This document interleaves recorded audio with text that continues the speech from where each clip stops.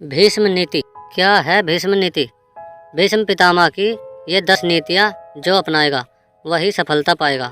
दोस्तों, महाभारत हमारे भारत देश का बहुत बड़ा ग्रंथ हुआ है। महाभारत के माध्यम से ही हमें भागवत गीता प्राप्त हुई है, जिसमें श्री कृष्ण ने अर्जुन को उपदेश दिए हैं। आज हम आपको भीष्म से जुड़ी 10 बातों से अवगत कराते हैं, जिसे भीष्म नीति कहते हैं। इन नीतियों को जो भी आदमी अपनाएगा वह सफलता पाएगा। भीष्म पितामह ने युद्ध के पहले और बाद में बहुत ही महत्वपूर्ण बातें कही थी। ऐसी कई बातें थी जिसे उन्होंने धृतराष्ट्र, दुर्योधन, कृष्ण, अर्जुन और युधिष्ठिर से कहा था। सरसैया पर लेटे भीष्म ने युधिष्ठिर को संबोधित करके सभी को उपदेश दिया। उनके उपदेशों में नीति, राजनीति, जीवन और धर्म की गूढ़ बातें होती थी। आओ जानते हैं कि भीष्म ने क्या कहा था। ऐसे वचन बोलो जो दूसरों को प्यारे लगे। दूसरों को बुरा भला कहना, दूसरों की निंदा करना, बुरे वचन बोलना, यह सब त्यागने के योग्य है। दूसरों का अपमान करना अहंकार और दंभ, यह अवगुण है। त्याग के बिना कुछ प्राप्त नहीं होता। त्याग के बिना परम आदर्श की सिद्धि नहीं होती। त्याग के बिना मनुष्य भय से मुक्त नहीं हो सकता। त्याग की सहायता से मनुष्य को हर प्रकार का सुख प्राप्त हो जाता है। सुख 2 प्रकार के मनुष्यों को मिलता है। उनको जो सबसे अधिक मूर्ख है, दूसरे उनको जिन्होंने बुद्धि के प्रकाश में तत्व को देख लिया है। जो लोग बीच में लटक रहे हैं वे दुखी रहते हैं। जो पुरुष अपने भविष्य पर अधिकार रखता है, अपना पथ आप निश्चित करता है, दूसरों की कठपुतली नहीं बनता। जो समयानुसार तुरंत विचार कर सकता है और उस पर आचरण करता है, वह पुरुष सुख को प्राप्त करता है। आलस्य मनुष्य का नाश कर देता है। सनातन काल से जब जब किसी ने स्त्री का अपमान किया है, उसका निश्चित ही विनाश हुआ है। भीष्म पितामह ने युधिष्ठिर को बताया कि स्त्री का पहला सुख उसका सम्मान ही है। उसी घर में लक्ष्मी का वास रहता है जहाँ स्त्री प्रसन्न रहती है।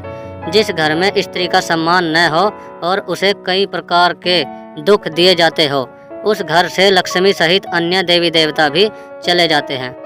भीष्म पितामह ने युधिष्ठिर को बताया कि जब नदी पूरे वेग के साथ समुद्र तक पहुंचती है तो बड़े से बड़े वृक्ष को बहाकर अपने साथ ले जाती है।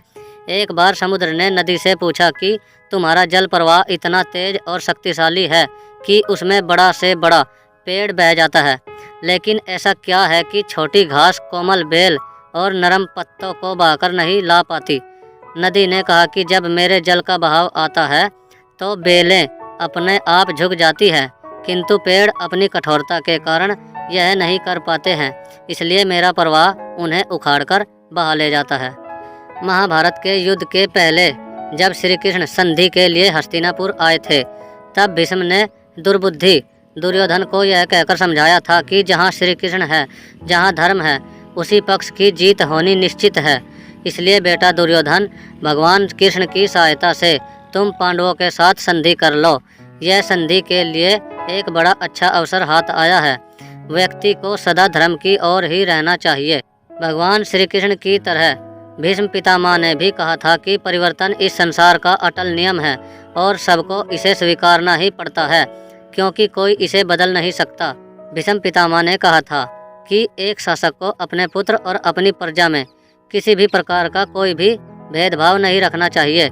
ये शासन में अडिगता और प्रजा को समृद्धि प्रदान करता है।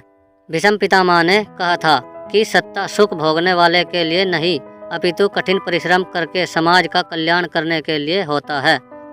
दोस्तों, ये थी पितामह भीष्म के मुंह से कही हुई कुछ बातें जो हमने आज आपको इस वीडियो के माध्यम से बताई है। हमारी वीडियो पसंद आई हो तो इसे लाइक ज़रूर करें, दोस्तों में शेयर करें और ऐसी ही ज्ञानवर्धक वीडियो देखने के लिए हमारे चैनल को सब्सक्राइब करें और साथ में घंटी के निशान को ज़रूर दबाएं ताकि आपको हमारी अगली वीडियो जल्दी मिल सके।